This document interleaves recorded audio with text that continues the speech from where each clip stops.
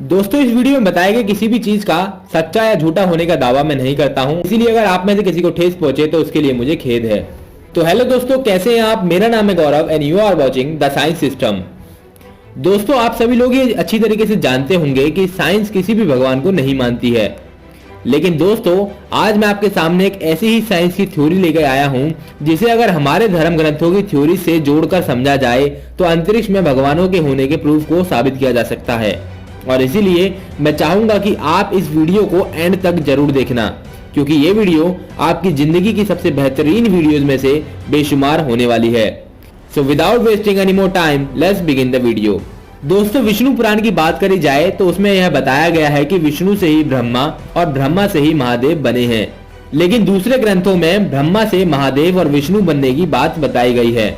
वहीं बात करें शिव पुराण की तो इसके मुताबिक महादेव से ही विष्णु और ब्रह्मा का जन्म हुआ है। इसका मतलब हर किसी ग्रंथ में यही दर्शाया गया है कि यह तीनों अलग अलग नहीं बल्कि एक ही देवता है, जो कि अपने काम करने के हिसाब से अलग अलग रूपों में अलग अलग नाम से जाना जाता है। जैसे अगर कोई व्यक्ति एक समय में लोहार का काम करे तो उसे लोहार बुलाया जाएगा, और वहीं अगर सेम व्यक्ति किसी दूसरे समय सुनार या कुम्हार वाला काम करे तो उसे सुनार या कुम्हार ही बुलाया जाएगा। उसी तरह जब सृष्टि की रचना की बात आती है तो त्रिदेव ब्रह्मा के रूप में सामने आते हैं और अपनी ही रची सृष्टि का संचालन करने के लिए ब्रह्मा स्वयं विष्णु में परिवर्तित हो जाते हैं, और किसी सृष्टि का संहार करने के लिए यही विष्णु महादेव का रूप धारण करते हैं।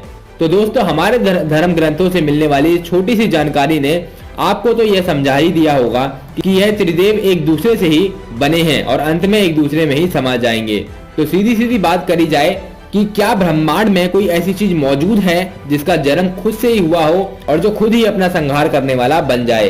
तो जवाब है हाँ। दोस्तों आप ये बात जानकर काफी दंग रह जाओगे कि मॉडर्न साइंस में ऐसी ही एक चीज को कई दशकों पहले ही ढूंढ लिया गया था, जिसका नाम है ब्लैक होल, जिसे अगर धार्मिक पॉइंट ऑफ व्यू से देखा जाए तो यह त्रिदेव के अस्तित्व में होने का सबूत देता है। अब त्रिदेव और ब्लैक होल की थ्योरी एक जैसी कैसे है, इसे आप मेरी अगली बात सुनकर समझ जाओगे, क्योंकि अब जो इन्फॉर्मेशन मैं आपको बताने वाला हूं वह इस पूरी वीडियो की सबसे ज्यादा क्रूशियल इन्फॉर्मेशन होगी। तो इसे थोड़ा ध्यान देकर सुनिएगा और धर्म और साइंस के बीच में होने वाले फैक्टफुल कंपैरिजन को थोड़ा ध्यान से समझिएगा। धर्म के अनुसार सृष्टि का संचालन विष्णु करते हैं, जो कि संसार में संतुलन बनाए रखते हैं। वहीं साइंस के पॉइंट ऑफ व्यू से स्टार्स यानी तारे सितारे, जिन्हें हम आम भाषा में सूरज कहते हैं, के द्वारा यूनिवर्स का संचालन होता है, जिनकी वजह से पृथ्वी जैसे ग्रहों पर जीवन संभव हो पाता है, क्योंकि सूरज की ऊर्जा पेड़ पौधों द्वारा प्रकाश संश्लेषण के लिए यूज में ली जाती है, और यही ऊर्जा पेड़ पौधों के द्वारा पृथ्वी पर मौजूद सभी जीवों और मनुष्य तक पहुंचती है।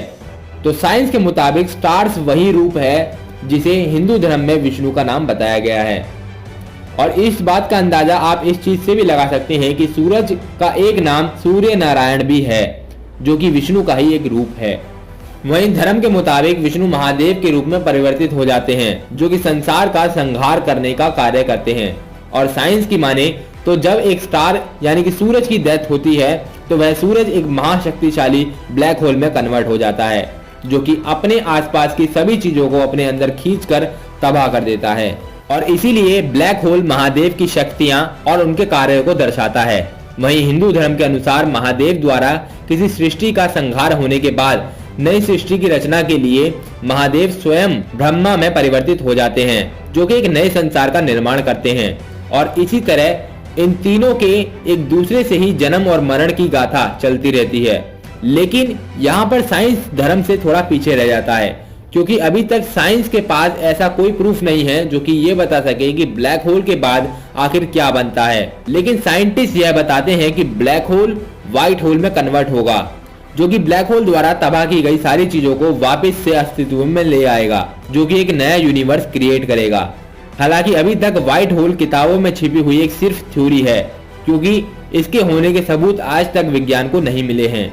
लेकिन यूनिवर्स क्रिएट करने का जो काम व्हाइट होल का बताया गया है वही काम ब्रह्मा का भी है। तो मेरे हिसाब से व्हाइट होल को ब्रह्मा से कंपेयर करना गलत नहीं होगा। तो अगर आप एंड में इस कंपैरिजन को देखोगे तो आपको समझ में आएगा कि स्टार्स ही विष्णु हैं, ब्लैक होल ही महादेव हैं और व्हाइट होल ही स्वयं ब्रह्मा है, और इसीलिए अंतरिक्ष में ही भगवान है। और शायद इसीलिए आज भी हम कहते हैं कि हर जगह भगवान मौजूद हैं। लेकिन दोस्तों आपको इस चीज का भी ज्ञान होना चाहिए कि इस वीडियो को मैंने अपनी समझ के बेसिस पे बनाया है और इसीलिए वीडियो में बताई गई किसी भी बात के सच या झूठ होने की गणना मैं नहीं करता हूं। और अगर आप में से किसी को भी ठेस पहुंची हो तो उसके लिए मुझे माफ कर देना। और इसी के साथ ऐसी ही 4 से 5 मिनट की शॉर्ट वीडियोस में साइंस, स्पेस एंड टेक्नोलॉजी से जुड़ी हुई वीडियोस को पाने के लिए the Science system YouTube channel को सब्सक्राइब कर लेना।